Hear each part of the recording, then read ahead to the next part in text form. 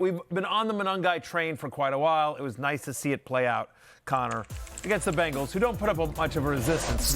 Start your running backs against the Bengals. Yeah. Maybe start everybody against the Bengals. Check out these notable fantasy performances. Caleb Williams goes nuclear over 38 points. Joe Flacco, for the first time, the first time in his career, has a 400-yard passing game. T. Higgins, the big benefit of that. Colston Loveland with the signature play at the end of the game. DJ Moore involved. Kyle Monangai and Chase Brown have good days. All the way down the board, Olamide Zaccheaus. And how the hell does Rome Odunze have a goose egg? That's the crazy part. That's the crazy part. One target in this game. Rome Odunze has one target in this game. This is how bat blank crazy this game was. Rome Odunze has one target. His first career game without a reception, whatever. It's his second year, but it's fine.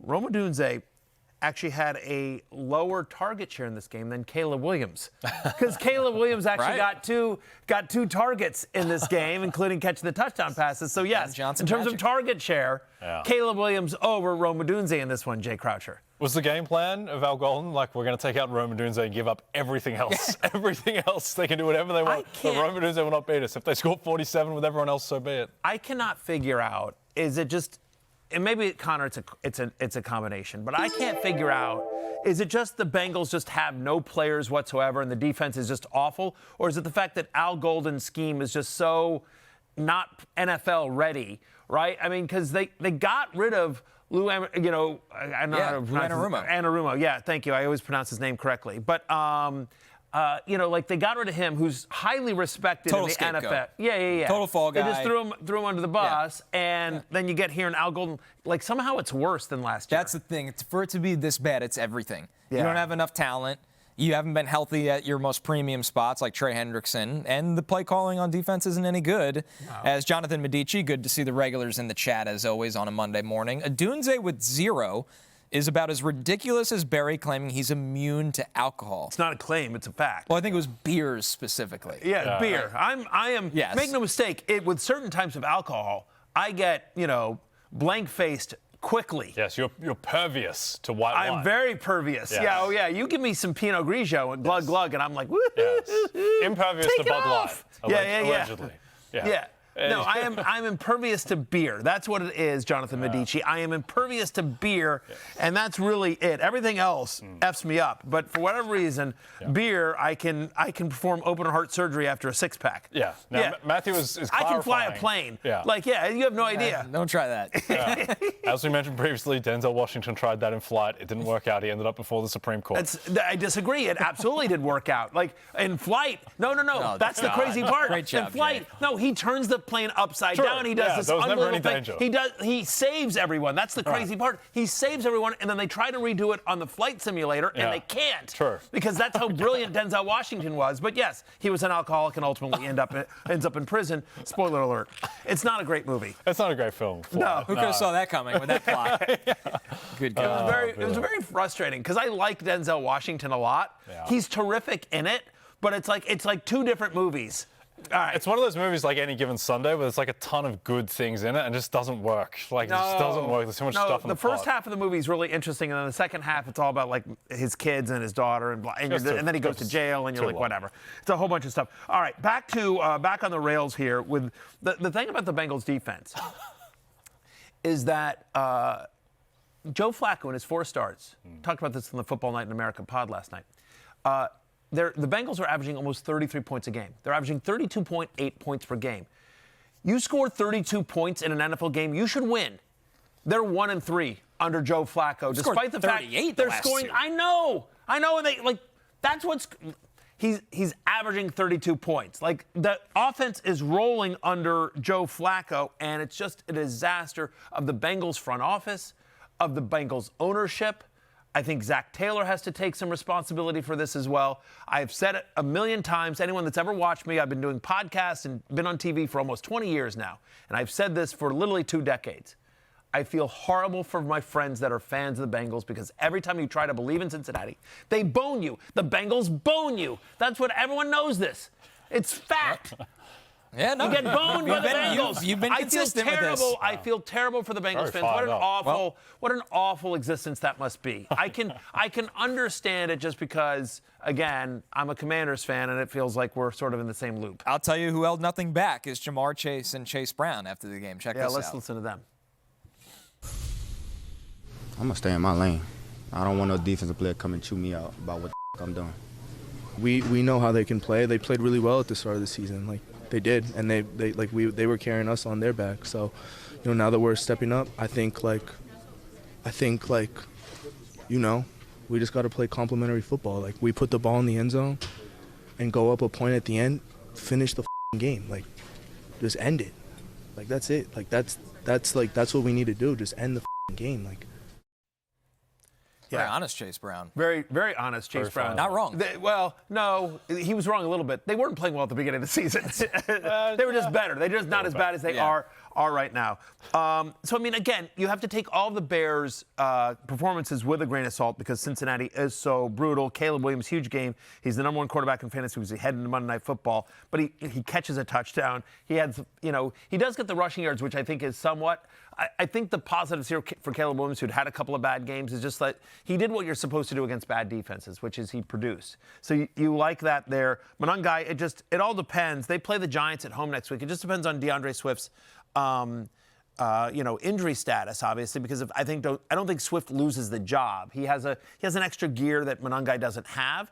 But I will say, Connor, I do think that this performance earns him more time and that we've seen Ben Johnson, especially in Detroit, use two backs effectively. This is what he wants in the long term. He just wanted to make sure Monangai was ready for it. But now you have no doubt who the number 2 is in Chicago. No doubt. Think of times we talked about Roshan Johnson and Khalil Herbert in the past. Yeah. By the way, Khalil Herbert was traded for the 7th-round pick that was used on Kyle Monangai from the Bengals. So how funny that turns on their heads real quick. But, yeah, it's just – I think the tables turn. There's maybe a scenario, and fantasy managers might not want to hear this, but if Swift is back – they kind of start to eat into each other a little bit. For sure. What you love about Swift has been the volume. Yeah, it could be a Chuba Hubbard, Rico Dowdle situation when Chuba initially got back and there was the uncertainty or at the start of the season. And it's difficult as well because the two-headed running backs, they only work when you're on an absolute juggernaut like the Lions and you've got enough game script and carries and pass rate over expectation is low enough to feed two different elite guys. So it's going to be, I think, awkward. I would suspect the median outcome is that if Swift was getting such a heavy workload, that scales back a bit and it's more like a 70-30 type of operation. And Monangai, the difficulty too is like the Bears, they won this game, but they're not a great team. Like you wouldn't expect them to have game script as favorable going forward. No, I don't know that it's a Rico Dowdle, Chuba Hubbard situation. I think it's actually it's literally it's what we talked about in the preseason. I think it's the Temu version of Gibbs and Montgomery. It's like the discount version of that. Swift is not nearly as explosive as Gibbs. Monangai at this stage isn't as reliable as Dave Montgomery, but I do think, with Swift in the Gibbs role, 65%. Monangai in the 30-35% Dave Montgomery role of what they currently do right now, I think is what it will be moving forward. The last thing about this game, two last things because I think it's important here. Number one is it was great to see DJ Moore have such a monster game here, top 4 fantasy wide receiver heading into Monday Night Football, but just an 18% target share. Again, he throws a touchdown pass Fluky here, things. He ran for a touchdown pass. It was just all fluky stuff that you don't expect to happen. I mean, that's what's crazy is that he has yet to have a game this season with a target share above 20%, and this was in a game in which they were throwing a ton, and Rome Odunze only got 1 target, which we know is not going to be the case moving forward. So DJ Moore is a sell high to me if you can. There's a positive sign, back-to-back games with 70 receiving yards here, but I'm most interested. To me, the biggest thing, other than Monangai kind of proving itself to me, is Colston Loveland. Been waiting for this. Right? I mean, top 15 pick, Colston Loveland, drafted over Tyler Warren, billed as a guy that his receiving skills were really what matters in his game. And we saw this come to fruition, Jay, throughout the entire game. It wasn't the one big play at the end. He was constantly making plays. And for Caleb Williams, just a reliable target. So in a barren wasteland at tight end, which, by the way, we are going to get to the injuries that have hit this position, including Tucker Kraft. you kind of hope Colston Loveland can now be a thing the second half of the year. He looked great. Looked like a young Tyler Warren out there. I think the one thing about the end of this game, before Loveland's play, and I don't want to pick a fight with the ESPN win probability model. It's probably a great model, probably a great man, ESPN win probability.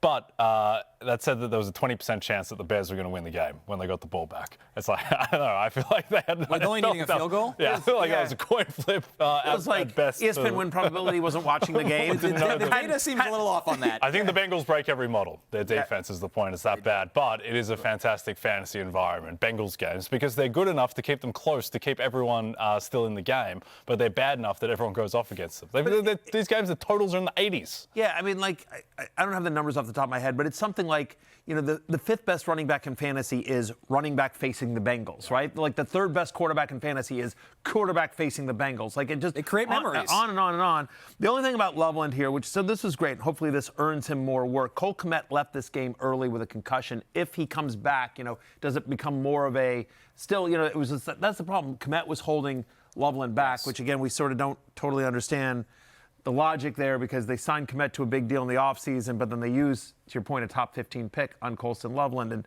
then they don't really use him. But 20% target share. Obviously, a lot of his fantasy production came from that one big play at the end, the broken tackle that he ran for the touchdown, the game winner. But you know, still, again, in our desperate search for any tight end with a pulse, hopefully we like the talent coming out of college, and hopefully this performance leads to more opportunity. Right. He had about a 16-point day before that, which is you take from a streaming tight end, but that play turns it into an almost 30-point day. Yeah. So the big play helps a lot. Hey, it's Matthew Berry from NBCSports.com and RotoWorld.com, and I want to thank you so much for watching whatever it is you just watched, or if nothing else, being too lazy to click out of the autoplay after this video started, after whatever it is you actually wanted to watch finished. But now that you're here, I'd like to take a moment here to ask you respectfully now, okay? I'm asking you respectfully to subscribe to the NFL on NBC YouTube channel. You'll get the latest Roto-World fantasy news headlines, all sorts of great shows, including my own Fantasy Football Happy Hour. So go subscribe now. Again, I'm asking respectfully.